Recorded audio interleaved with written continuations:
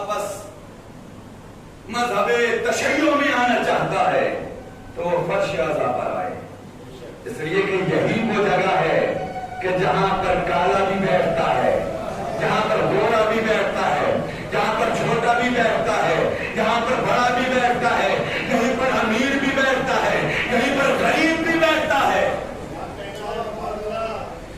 میں نے جملہ کہنے کو کہہ دیا کہ یہیں پر امیر بھی بیٹھتا ہے، یہیں پر غریب بھی بیٹھتا ہے۔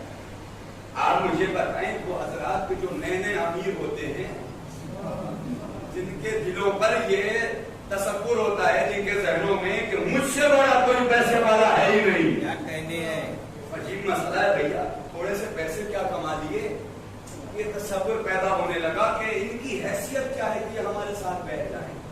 قسم خدا کی فرش عذاب پر آ کر بیٹھنے والوں یہاں کا معجزہ محسوس کرنا، میں یہاں کا معجزہ آپ کے حوالے کر رہا ہوں، اور فرش عذاب سے متعلق گفتگو اس لیے کر رہا ہوں کہ کل سے زیادہ لوگ آ کر بیٹھے۔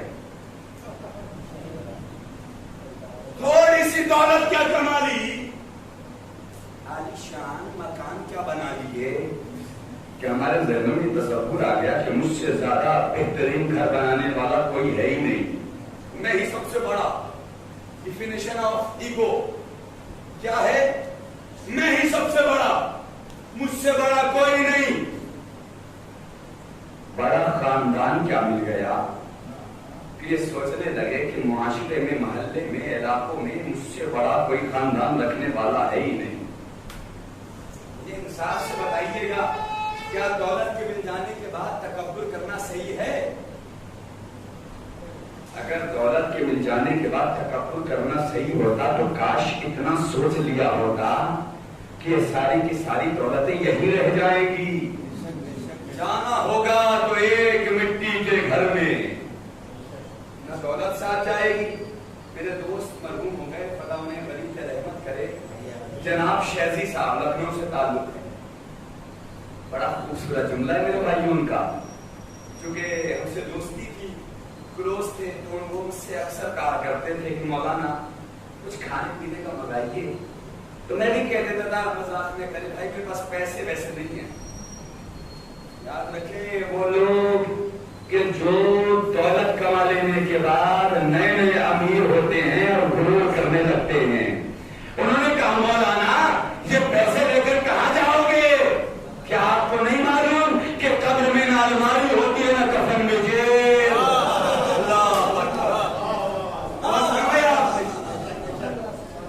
پھر یہ پیسے کہاں لے کر جاؤ؟ پھر کس بات پہ غرور ہے بیٹا؟ اچھا تو خوبصورت لباس پہننے لگے مولانا علی رضا، اس وجہ سے اپنے آپ کو سب سے بڑا سمجھنے لگے، ان کی حیثیت کیا ہے کہ ہمارے جیسے کپڑے پہن لیں، میں ہی سب سے بڑا۔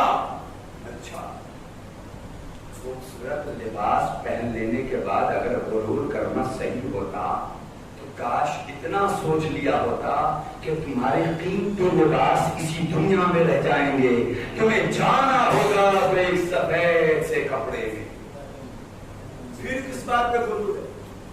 اچھا بڑا خاندان مل گیا لہذا اس وجہ سے غرور کرنے لگے، تو اگر بڑے خاندان میں جانے کے بعد غرور کرنا صحیح ہوتا تو پھر مجھے اتنا بتائیے کہ یہی آپ کا خاندان ہوگا جو آپ کو اپنے کاندھوں پہ اٹھا کے قبرستان تنہا چھوڑ کے واپس آئے گا۔ پھر کس بات پہ غرور ہے؟ اپنے خوبصورت جسم کے مل جانے کے بعد غرور ہے، اس سے زیادہ کوئی خوبصورت ہے ہی نہیں۔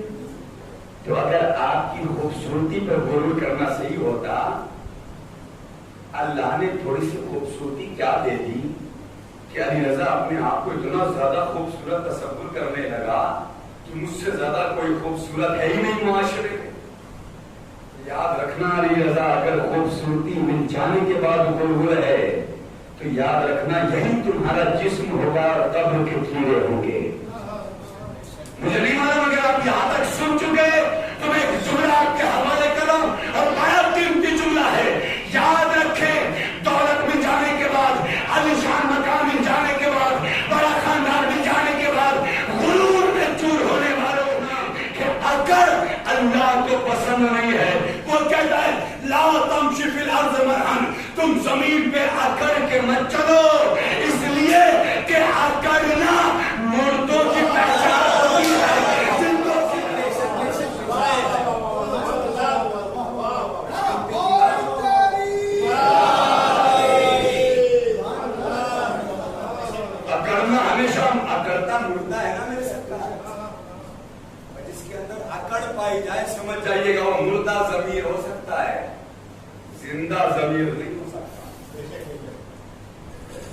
اور ضمیر کہاں زندہ ہوتی ہے؟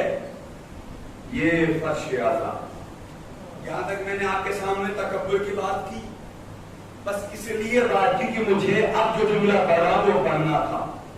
جتنے بھی مولا کے چاہنے والے بیٹھے ہیں آپ فرش اعلیٰ پر بیٹھے ہو، اس جملے کو نقش کر لیجئے گا اپنے دلوں میں، بعد میں بھی کام آئے گی.